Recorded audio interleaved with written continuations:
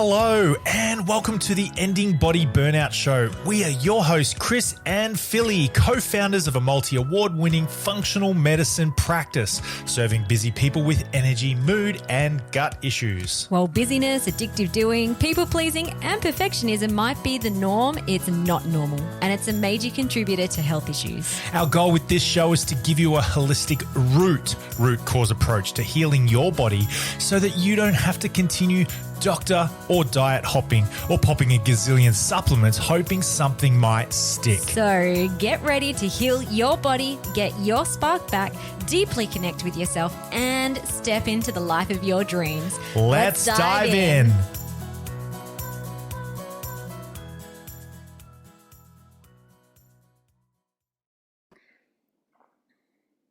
Hello, welcome to the Ending Body Burnout Show. Today we have another live root cause coaching session for you. I know you guys love these ones because they are one of our most listened to episodes. And today Chris is coaching the lovely Nikki on our podcast. So first of all, big thank you to Nikki for being brave enough to put her hand up to get coached, and also to give us permission to share this on our podcast. You might find that as you listen to these root cause coaching sessions that you might have very similar things going on for you, whether it's health issues, busy, burnout, overdoing, people pleasing, perfectionism patterns that will cause the body system to burn out. And so this isn't just an episode where you get to sit back and listen to someone else get coached. You can actually try it on for yourself as well. So if you're feeling like what Chris coaches Nikki on resonates with you, be open to that. Be open to self-coaching yourself through this podcast and ask yourself your own deeper questions to help you get more of what you want. So in this episode today, it is all about the good girl rulebook, people pleasing, and pulling out the root patterns. So Nikki gets coached on the deeper why behind her rushing, overdoing, and defaulting to I'll just do it, and how these patterns quietly are suffocating her health, her joy, and her ability to live with real intention. So you'll hear how easy it is to fall into life hacks or health hacks or biohacks as coping strategies. And Chris really nails home why real change will always require going deeper than just mindset or strategies or practice alone. And this is the gift that we are giving to you in this podcast as well today, to really be able to understand this and start unpacking it for yourself. So hopefully you love it. Just a heads up, by the way, that our doors to our Ending Body Burnout Method program are currently open. So the doors have been open this past week. They do close tomorrow, Tuesday. So if you're listening to this on the day that it's released, you've got 2 days to come and join us, especially if you really do resonate with our style of root cause coaching and how we help our clients to holistically end their body burnout. Today's episode is more focused on how we help people unravel their metaphysical patterns and programming and beliefs in order to free themselves so that their body can heal. And there's past episodes if you want to find one that is more physical related in terms of like how we help support our clients physically heal their body systems. I would check out a Connect the Dots episode.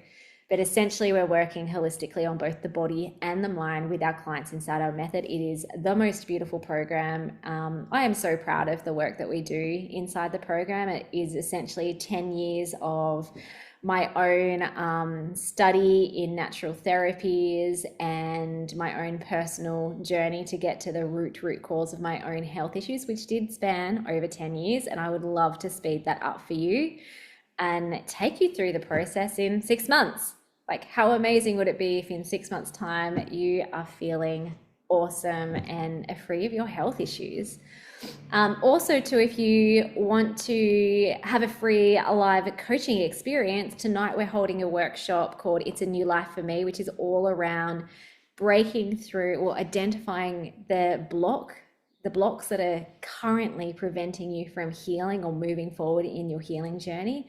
And we'll create a beautiful coaching space to help you break through those. So that's happening tonight, 7 p.m. Sydney, Australia time.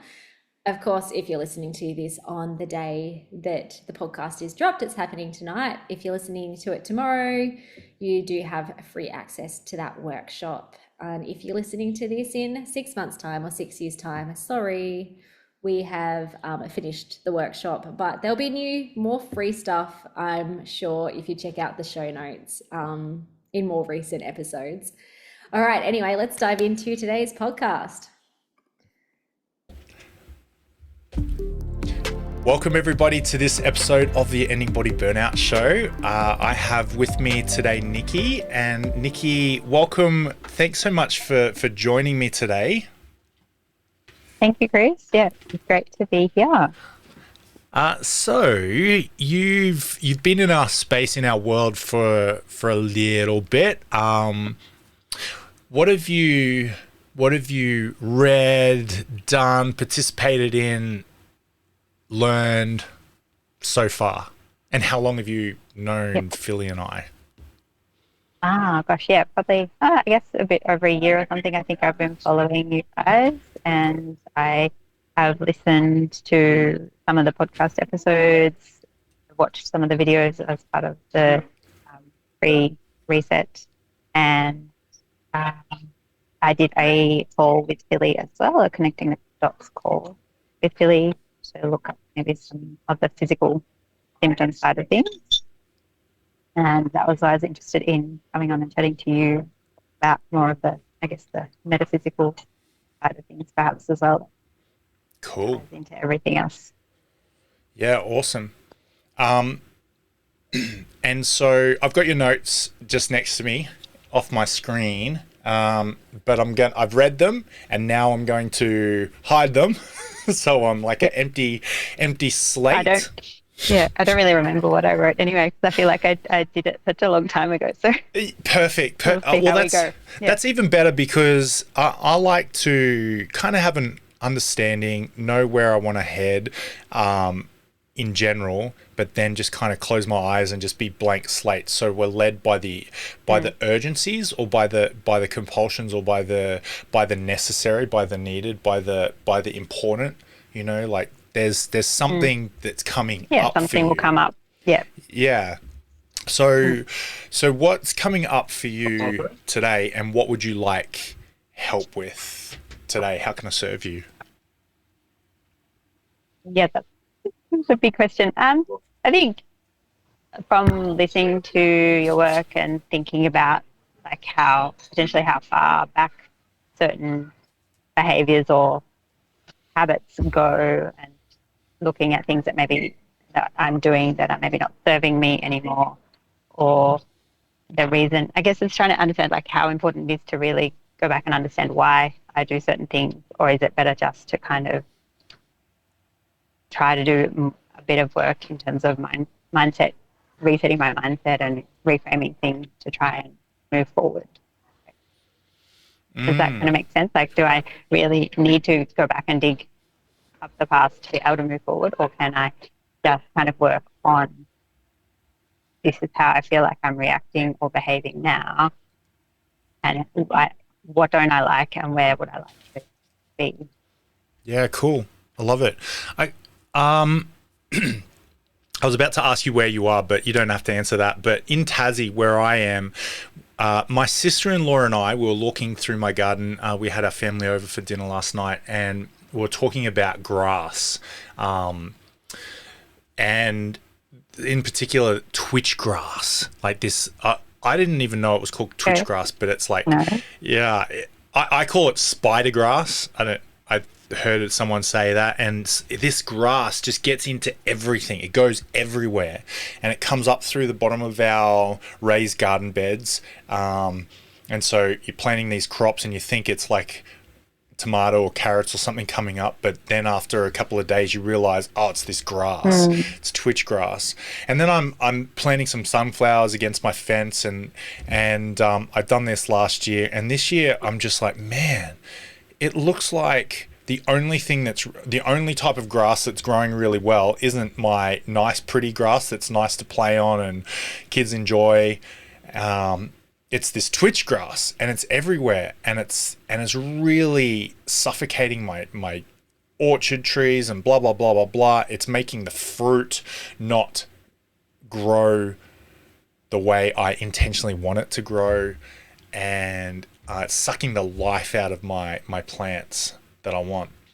And so this year I've made an intention to get to the root, to pull out the twitch right at the root.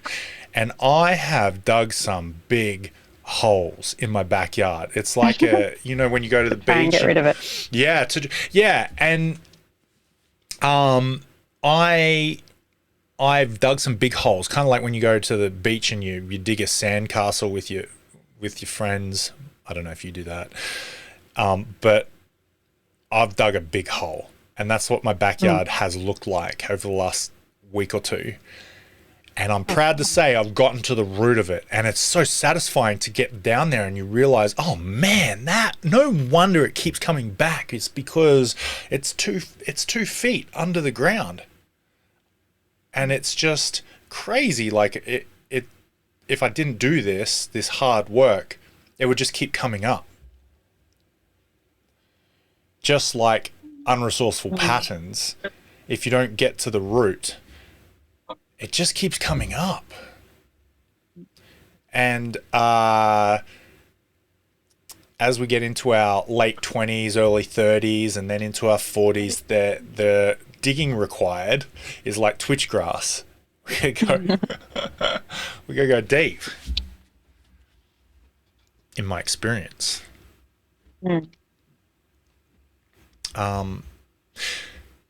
So that's my response to your question. Yes. Yep. Okay. Fair enough. Yeah, and I know you often do say that the way you do anything is the way you do everything as well. Yeah. It's obviously got to do with, like, I feel like I'm often rushing, but also like trying to do too many things, but not necessarily intentionally. I think it's just, habitual behavior, trying to fit everything in. I feel like I'm in more of like a scarcity kind of mindset that I need to do this now, otherwise something else is going to come and jump on my list, which is okay sometimes because I get things done, but then other times I'll do a pretty crappy job at something because I'm just trying to tick it off my list. So it's then how do I, try, or why do I do that? I mean, I have perhaps an inkling, like I grew up with perhaps an example of my mother who was always running around trying to do everything. It was always last minute, late to pick me up because she was trying to fit something in, always working late at night, trying to do stuff, and juggling to do this. And I feel like that's kind of the model, what I've had modeled to me. And I don't feel like I'm as bad as her, but I feel like that's kind of what I've grown up seeing and thinking that I guess that I need to do to feel productive or efficient or things, I guess, yeah. And then at the moment, I feel like in my work, I freelance, and freelance, specifically, you have a very much like kind of, you can have feast and famine cycles, and it's like I have a neon sign on my head at the moment going, can you help us with this? Can you do this? And I'm like, great, it's great to have so much work, but I'm going to have to say no at some point because, it's like I want to help people out, but I do realize now that I need to say no. And I'm like, I'm not asking for more work, it just kind of falls on top of me. But which is kind of a good problem to have, but if you're kind of someone who says yes a lot, no, because there's family and other things that need to be looked after as well. Okay. And I think in the doing as well, and I feel like over the last couple of years as well, I realized that my physical health is super important too, because I can't do anything else. I don't have physical health, so I spend a lot of time kind of reading, doing, and making sure that I'm doing things more than I used to for physical health. But then that kind of becomes one of the first things that goes off the list when things get too busy as well. Yeah.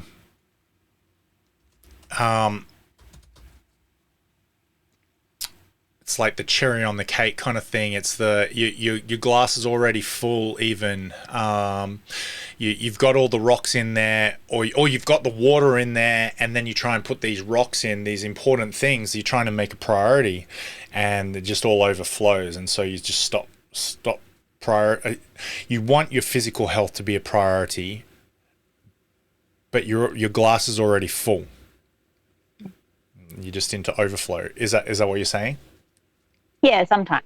And I really but I do feel like I am on an upward trajectory to making it more of a priority than I was maybe a year ago. Like I will get up and sit and do a breathing exercises, or I will make time to go to my yoga class, or make time to go and exercise with friends throughout the week. We have a dog now too, which helps. Walk the dog. Yeah. Sounds forced. You might not have any other option. You're not all in. You're relying on your dog to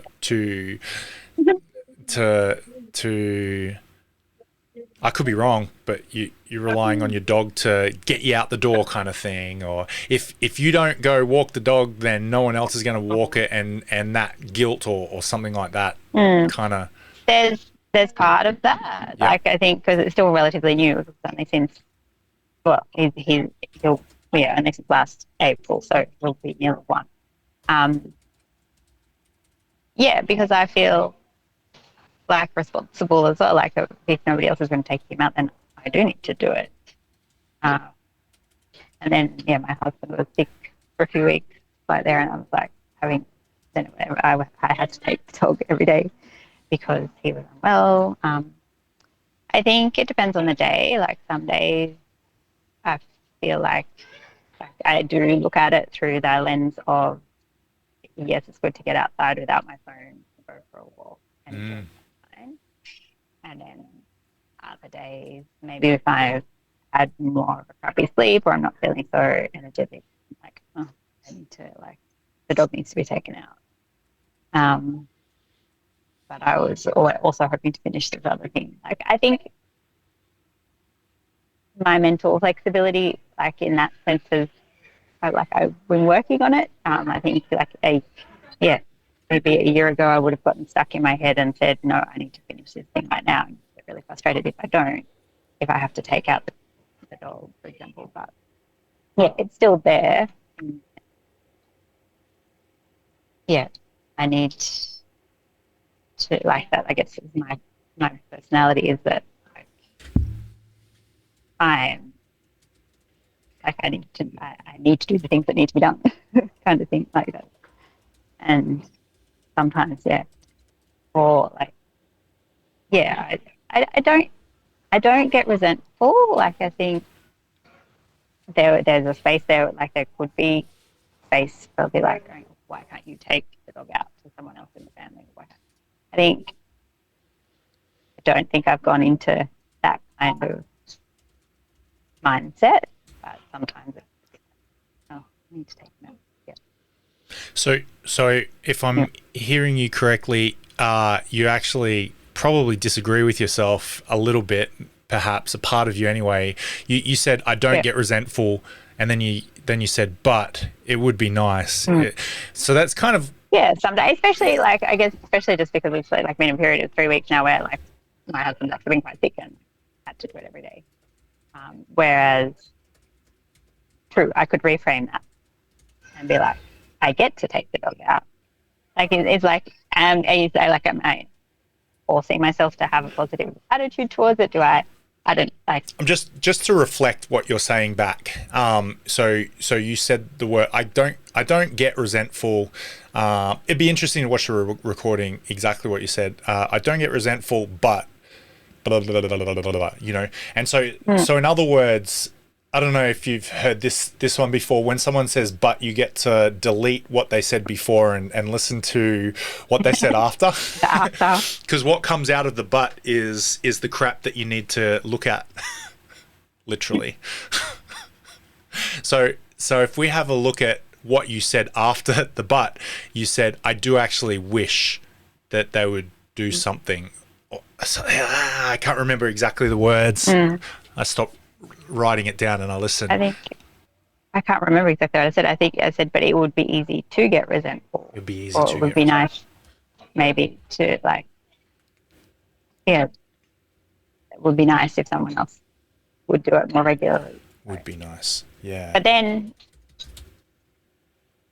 I guess, yeah, I don't know. Then I feel like I'm not like the other person. The other person might not be able to, or they have to work, or whatever it is. But then does it fall back to me, or is it my lack of boundaries, or is it my lack of communicating what I need, potentially just sucking it up and doing it anyway because I know it to be done. Yeah. Yeah, I think like actually communicating what I need is something that I find hard because I think sometimes I don't actually know what I need. Because I'm stuck in that pattern of doing just, oh, this needs to be done, I'll do it, whatever, like, yeah. You got this little rule book that you've been following for a really long time. You said something before, my personality is I need to do the things that need to be done. So a long time ago, when you planted your twitch grass, you grabbed all your little twitch grass seeds and you planted them nice and deep, according to the packet, according to the instructions. You planted this little twitch grass. Now it's growing, and then you realize, crikey, this is actually suffocating me. I'm not getting the fruit that I intended, and now you want a different type of fruit. You want fruit that actually tastes good, feels good. When you want your life experience to be nicer. In your words, it would be nice if they did this. It would be nice if they do that. And now you've got this. You're trying to manage the twitch grass. You're trying to manage the rules that you've written for yourself. You're trying to manage and suppress and hack and find hacks and strategies to keep it under bay. So you get a dog.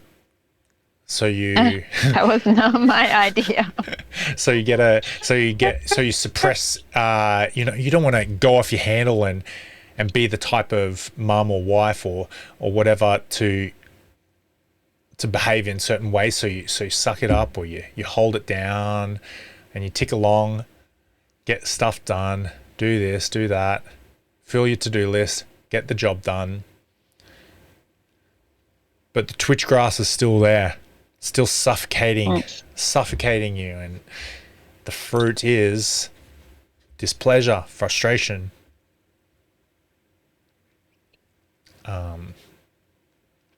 etc. So you can keep going, managing. Strategies are great until they're not.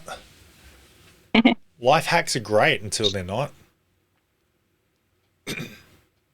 Everything's okay till it's not. Nothing's bad till it is.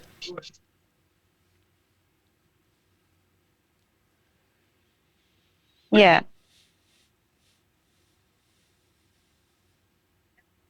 I have a hard time, I guess, visualizing like what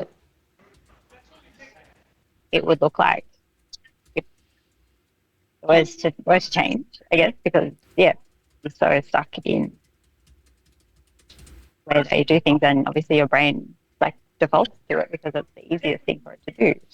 And I know, that it will take time to put in place different ways of thinking, different habits to move more towards potentially where I want to be. Yeah, at the moment it feels relentless because there are just like things that come up, and I guess that's always going to be the case, isn't it? Like, Yeah, until you get to the root of that twitch grass, until you get right down in there. You can't visualize it right now. It's hard right now. You can't see the fruit right now. The fruit's not growing. Like my cherry tree. My cherry tree has grown 3 or 4 real miserable, sad little cherries. And the slugs enjoyed them more than I did. But yeah, in terms of the root, like, or where it goes back to, I have tried to think about it, to journal, to like potentially goes back to being like a good girl and an only child with a sister who died at 10 days old when I was 5. So I felt like maybe like unconsciously at the time, like I don't remember, but like my thinking is that subconsciously, in my head, I'm like, well, I'm the only one now. I have to do the right thing. I have to be the good girl. I have to, yeah, do what's required of me and not rock the boat, make my parents proud or whatever, like that kind of thinking.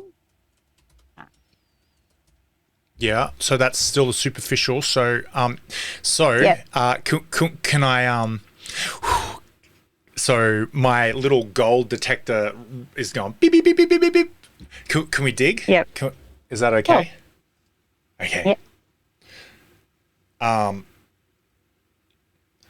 So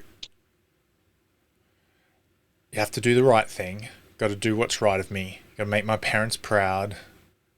Got to be the good girl. Or else what?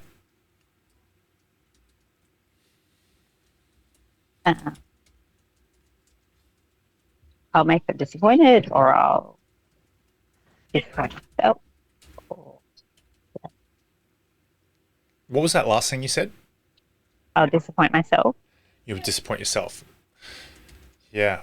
Okay. And so what?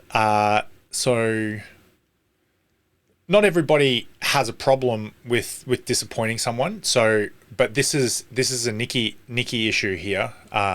It doesn't matter about anybody else. Like, you don't want to disappoint them, do you? That hurts when you consider the prospect. Just take a moment and just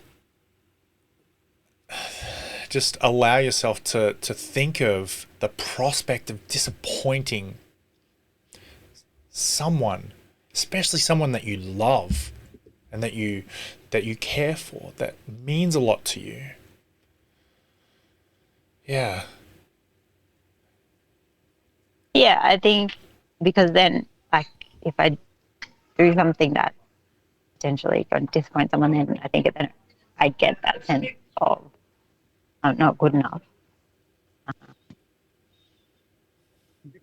Yeah. So what happens if you were to think about a time when you have disappointed someone, when you have, unfortunately, ticked that box of disappointment? Is there a time in your life that you can recall ticking that box of, yeah, I actually did. I really disappointed them? Or where you've seen somebody else disappoint and you learned a lesson, you're like, whoa, never going to do that. I don't know. Nothing really comes to mind immediately. What about recently? Recently, where you've the prospect of disappointing someone, you're like, I do not want to disappoint them. Nope, not a single chance of wanting to disappoint them.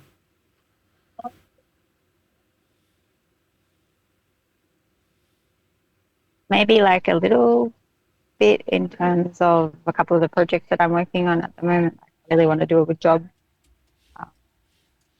Appointment work, but then I guess potentially like what comes to mind it's not about wanting to disappoint or not. I guess it's in parenting. I guess there's always going to be questions of like how you do things and whether it's the same way you were raised or not. But I do sense like sometimes from my parents that they're disappointed in certain aspects of the way we parent or what we do, which is different from what they would do. I guess that's more recent.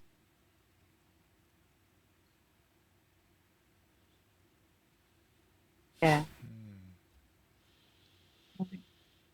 There's a I little, think like there's a little bit of Nikkyisms in there. You're writing rules for everybody but they're really your rules. Parents will disappoint their kids. Not always. Doesn't have to be like that. But it doesn't matter. That's your rule.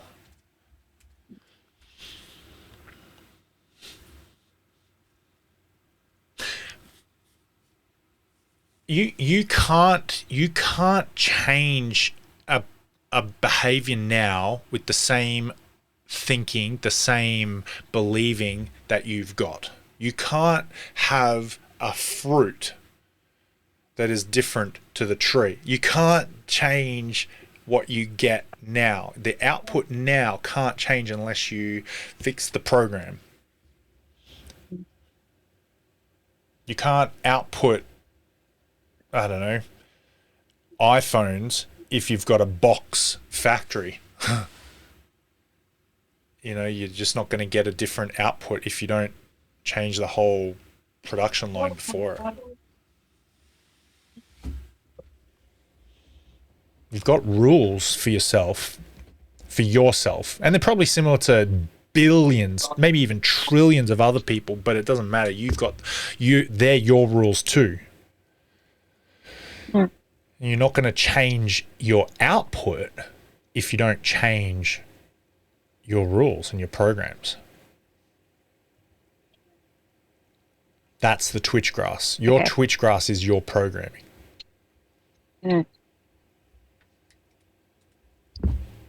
So how do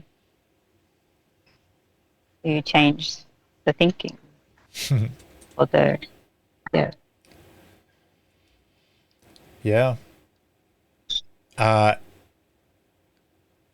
You dig it up and throw it in the bin.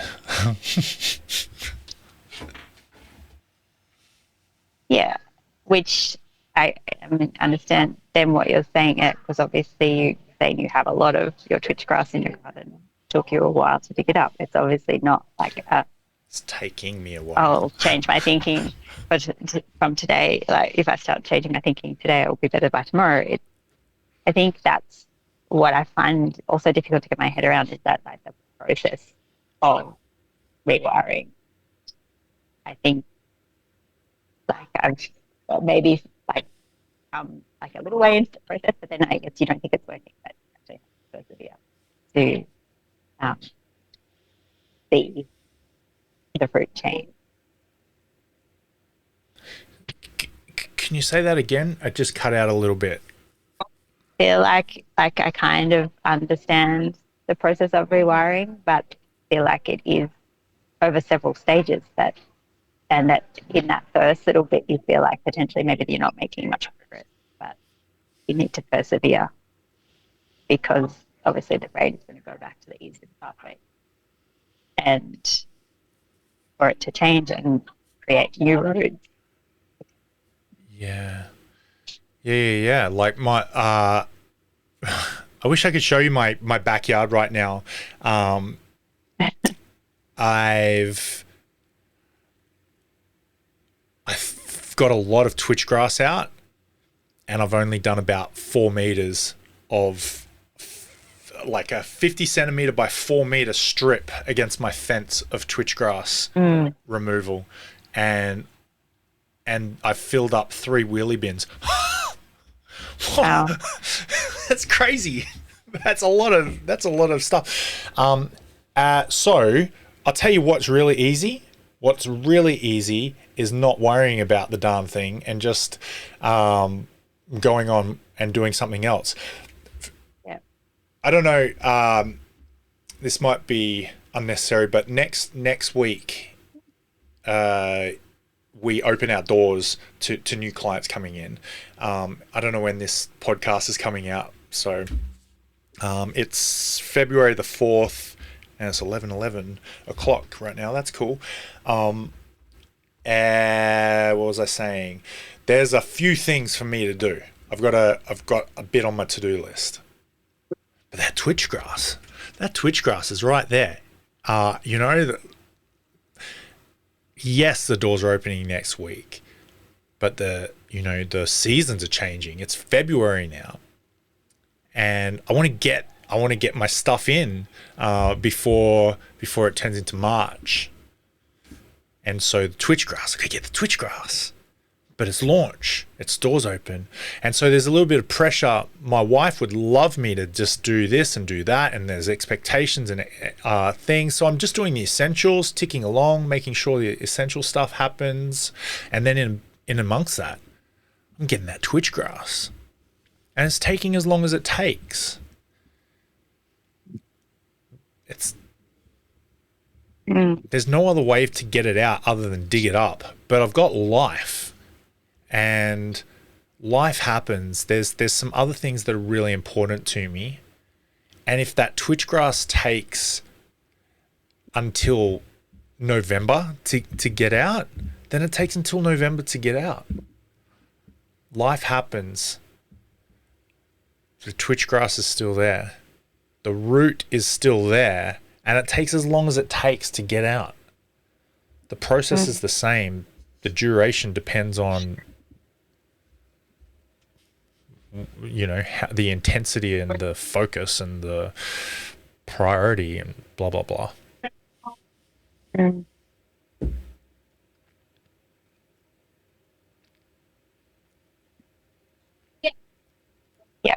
Yeah. Well, look, and we make time for what's important to us. So it's deciding how much. Yeah, it's so easy to just sit back and just look at the Twitch grass growing happily. It grows so well. It doesn't need any help from me. It just goes and does its thing. It's so much easier just to sit. If I turn my camera around, you would be able to see out my backyard. It's hard work. Yeah.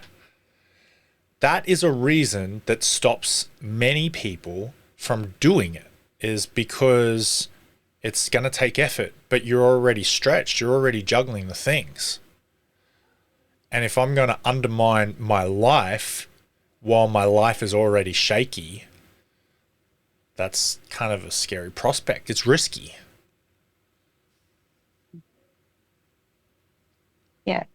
Yeah, but there'll never be a perfect time or the right time to do it. Yeah. Potentially. Yeah, that's right. And then the longer you leave it, the harder it gets too. That Twitch grass just will grow up the fence. It gets everywhere. Get into other areas of your life. So, yeah.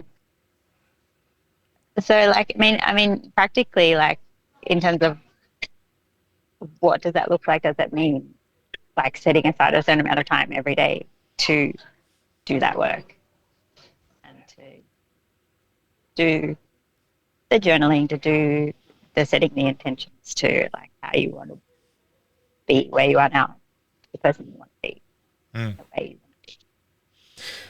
Sort of. I think. Okay, so a couple of really smart people have stood on the shoulders of giants and put together a very linear process for you to follow. It's called the ending body burnout method. And you just follow it and you just do it. Yep. I've started to notice over the course of the last X amount of decades that it takes about 100 hours to rewire, get to the root of it, rewire things, live your life on purpose, have a regulated nervous system, live your life on purpose, make a few observations where you've missed some Twitch grass, go back and dig that up, plant new stuff, live your life on purpose, realize there's more twitch grass, dig that up, and then you realize, this is the root. This is exactly where it's coming from. And it takes about 100 hours to get to that darn root, that beautiful little bit of twitch grass. And then you realize, if you apply it to you, when you were a little girl, for some reason, some really good reason, there was one moment where it was the first time where you decided, I really need to be like this. I really need to behave like this. I really need to do, because it means something about me. This means something about me. And you built that belief when you were a really little girl, before you were 7, and that moment there has snowballed or spread out like twitch grass through your life, and it's everywhere now. It's 100 hours. Yep. Okay. I mean, 100 hours is 100 hours. You can do 100 hours. I did, my university degree was a 3-year degree that I did over the course of 5.5 years. It was just took, that's how long it was. Yeah, I had to dig out all this twitch grass. Is gonna, if it takes me till November, it takes me till November. Or if I can get it done by next week, I'll get it done by next week. It's still, it doesn't change the amount of roots.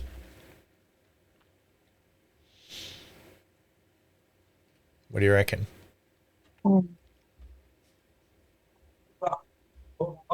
Yeah, and and I have heard Philly talk about her like moment doing the presentations or the talk stage church, and not and that experience. I mean, I guess something like, I guess if you're saying it's before age 7, like, is something going to come back to me magically that I may not, like, subconsciously surface from my subconscious rather than I mean, it's in there. I don't know about magically. The word magically is kind of like, if I could offer you a reframe for that, I would, instead of calling it magically, I'd say scientifically. Yeah. And I remember in primary school, like, always being like the good girl or the helpful girl or the smart one as well. Like, even in, like, I don't know what you call it in Tasmania, if it's kindergarten or prep, whatever it is, the first year of school, like getting sat next to like a naughty boy because I was like the good girl. And so I feel like it's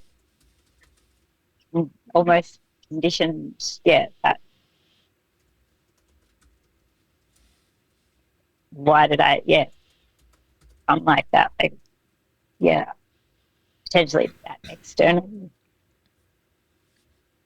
environment, that conditioning that created that.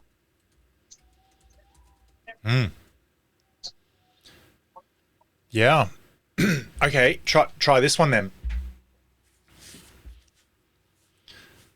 Right now, you and I have been talking about the first time. What I do with my one-on-one clients is actually I don't start with the first time. I actually start with the recent time. Yeah. I lately I've been using the word or the acronym FUSES, FUSES, and it stands for frustrations, uncomfortable sensations, and emotional situations. And I bet you recently there's been some time where you've blown a fuse. Your fuses have blown. And that can look differently to each person. For me, when I played basketball back when I was in my early 20s and teenagers years, I would blow a fuse and I would get aggressive, and there would be a fight response. These days, it's a little bit different when there's something happening as a dad or a husband or a business owner. I don't get a fight response. I get a flight response when a fuse blows. And doesn't happen but much, but like it's happened in the recent past, and I'm like, far out. All right, here we go. I'm on. I've just blown a fuse. This is interesting. Underneath that is a belief. Every behavior has a belief underneath. And when you blow a fuse, there is a belief. And it is always related to, I'm not good enough. I'm not worthy enough. I'm unlovable. I'm weak. I'm incapable.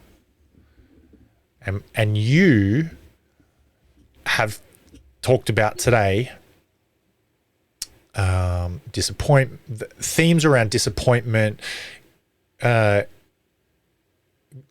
girl, getting things done. And there's something I'm not sure exactly what it is for you, but I just think today that's what we've talked about. Good girl, disappointment, getting things done.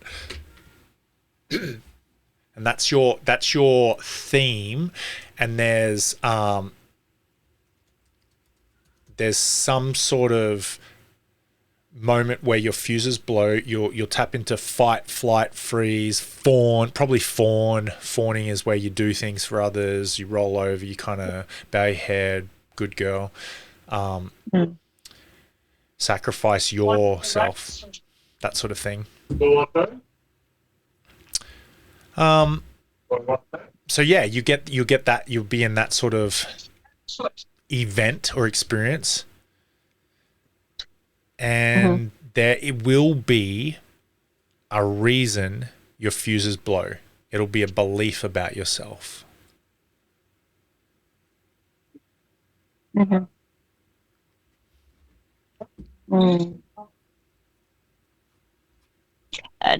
don't know. I was just thinking of one. I don't know if it's a relevant example or not. But like my son to the dentist. And you know how they put the stuff on there, like, don't eat for half an hour afterwards. And then we're walking out, like, can we get something from Baker's Delight? I'm like, yes, but you can't eat it for half an hour. So we go and we buy it. And then what does he do? Puts it in his mouth.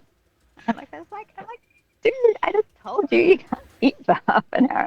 And set me off into it. I'm like, which part of do not eat for the next half an hour did you not understand? I'm like, is that just my own frustration? Or like having too high expectations of a 7-year-old, or is it like my own disappointment in myself as like I'm not a good parent? I shouldn't have bought this for him because I knew he couldn't. You know what I mean? Like I kind of identify behind what's going on. Like I completely lost it at him. I'm like, it's not a big thing. It's not a big deal. Your teeth are not going to fall out if you don't eat it. But like I just in the moment. It really triggered me. Yeah, so your fuse definitely blew, it sounds like. That's a really good example. And I think that's a great opportunity to journal and to reflect and to contemplate and to think. Sometimes when I'm out for a walk, I'll have really good insights about my behavior, and I'll find things that I can neaten up, as we clean the house or we clear the twitch grass from our life. We can sometimes find, ooh, hello, there's a little seedling right there, and I know what that is. That is related to twitch grass, so I know that is connected somewhere. And you pull it out, and you're like, ha 3 meter long twitch grass, but one little poking out. I knew that little tiny observable behavior was connected to something deeper. And then when you pull it out, it's like, yep, I was right. I am unlovable. That was connected. And then you neaten it out. Your yard is free of this twitch grass because you're observant. You notice. You know what you're looking for. When you blew a fuse at your son's direction, there was an internal internally directed dissatisfaction or rule that was broken for yourself? He was in the firing line. Mm. Yeah. So that's a good one, Nikki. Like you find examples like that, and I think that's a little bit easier to get some runs on the board. That's the quickest way to start pulling the twitch grass out. Is you start noticing where your fuses blow in your life now, and you start to unravel it. You start to pull it up, and you're like, all right, well, why is that a problem? And you've just come up with a couple of ideas. Well, is it me? Is it him? Is it him not doing what he was told? Was I expecting too much from a 7-year-old? Should I even have gone to Baker's Delight? Why did I go to Baker's Delight? Is it something about the company? Is it something about the food? Is it something, what's the real problem here? That's where journaling is good. And I started saying this, but when I go for a walk, I'll use my phone and I'll just jot things down, or I'll dictate it. If I'm sitting down, I'll grab my notebook and I'll plot it. Sometimes I'll use my whiteboard. Sometimes I'll talk to my coach, or my wife, my kids, my friends.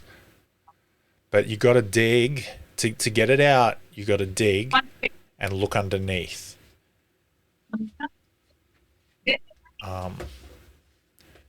Do you know the questions to ask to dig? What would you say? To find. Why is it a problem? Yeah, that's it. That's exactly it. Yeah. Yeah. And keep asking. Yeah, it's super simple. And I think they're asking why I'm doing certain things as well. It's like, well, why do I want to accept this job? Like, I could say no to it. Why is it because I don't want to disappoint people? Is it because I actually do want to do it because it'll be good for my skills? Like, it'll improve my skills? Will it, give me more other job opportunities? It's like asking. Yeah, that's something I can stop and think about that too. When things come up before just sort of saying yes or before just doing it. Mm. Yeah, so that's another bit of twitch grass you found in your yard right there, that with your job. What have we talked about today? You've got your Baker's Delight dentist story. You've got job that you just said there. Watching your mum when you were growing up. It's a long time ago. You've got primary school sitting next to naughty boy instance. Just looking through, rushing, scarcity, dog, physical health as a priority, trying to do it now, but then sometimes it's the last thing. It's the first thing to get dropped. Sorry. Juggling. So you got a few patches of twitch grass in your yard, so to speak, and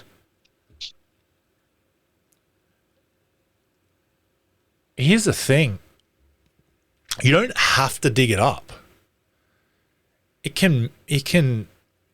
I reckon you could live till you're 95 and die, and that twitch grass could thrive. Mm. Yeah, that's right. It's not going to necessarily, stop you from living, but it's going to stop you from living with a better purpose that with the intention that you want to have, or in a way that's more intentional and present. Philippa doesn't care if I pull the twitch grass out. She couldn't care a single scrap. It just is not at all important to her, and that is okay. But to Chris, I can look on my vision board and I can tell you, Nikki, pulling that twitch grass out is related to my highest purpose in life. I won't go. It's not the time and place right now to go into it. Mm. But I am so confident that if that Twitch grass stays there, I'm not living at my highest purpose. And so when my wife gets, a little bit, like she might say something to me that in the past, when I was a little bit wishy-washy on my life direction and who I was being and where I was going, that could possibly have hurt. Like I would have thought they were barbs or attacks, personal attacks on me. But now I can very clearly, I can look up on my vision board. It's right there on my wall, and I can say, when my wife says, "Chris, you need to do this, this, this, and this," I'm like, I'll put it on the list after this high priority is completed. Like, it is so important to me. And until you have that level of value to digging up your Twitch grass in your life, until you just could not stand the prospects of heading in your life direction till you're dead and 95, if you don't want to go in that direction and you're over it, Yeah. until you have that level of intensity, you're just going to keep that Twitch grass growing merrily. Mm. So do you have to dig? No, have to is not the right word. You don't have to. But if you want the fruit of a life, that you can't see everybody, but Nikki's eyes just went, yeah, I do, I really do. Well, then your behavior right now doesn't match the fruit that you want. So why do you have the behavior that you have? Instead of trying to get life hacks and strategies to manage it, find the beeping Twitch grass and dig it up at the root. But it's gonna takes 100 hours.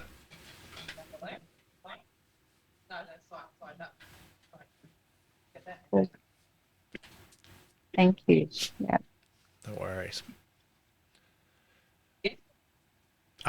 Before we finish up, what do you think, or what do you feel like you're going to take with you after our time together, and what do you feel like you'll leave behind? Take with you, leave behind. Like with me, I think, yeah, journaling and writing down moments that I can dig into, like where I do feel triggered.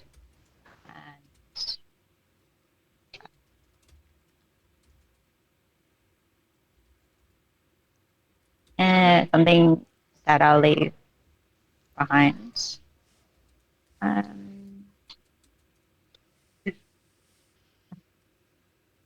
From what we've talked about, maybe like, I guess not being like it's yeah, like knowing that I'm not stuck, like that there is a way forward. Yeah,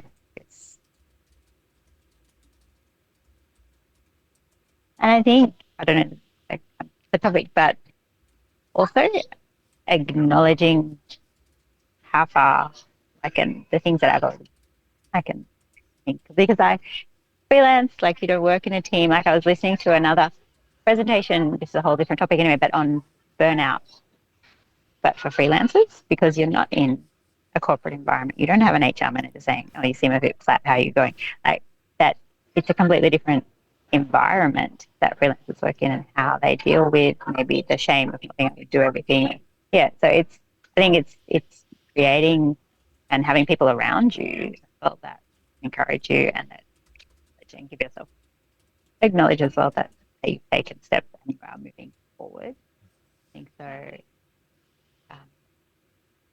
leaving behind the feeling of being stuck, knowing that even though there is work to do, you can still be moving in a forward direction, not being stuck. I love it. Amazing. All right. What's next? What's next for you? What's if you're leaving behind that stuckness, and you're going to take with you journaling and triggers and where to dig into and all that sort of stuff. What's next? What do you intend? Like in general, or like in a specific sense in terms of? Yeah, you know what you want now. So what's your next step? I do have like someone I know who is a coach, so I might book in with her for a few sessions to see things today. And yeah, just like being conscious, maybe of being more intentional in what I choose to do, the way I choose to react. Yeah. Cool. Awesome. All right. Lovely. It would be remiss of me to offer you a chance to come into our world. And I know you've participated in a few of our free events so far, but the Ending Body Burnout method is 100% designed to achieve what we've talked about today. Dig, find the twitch grass in your life, scan your world, find what's not wanted by you, find what lights your fuses, where you feel triggered, annoyed, look at the beliefs underneath. But yeah, that would be that. If for anybody listening that wants to have some guidance and to have help around this, I would invite you guys to jump onto our wait list. I think by the time this comes out, unfortunately, our doors will already be closed. But Nikki, our doors are open next week from when we're having this conversation.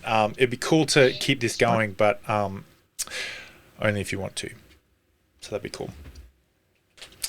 All right, everybody else who's listening along, thank you for sticking with us, and I hope you guys have the best day ever. And Nikki, thanks for jumping on. Stick around. I'll say goodbye to everybody, and then I'll say goodbye officially to you. So, see everybody.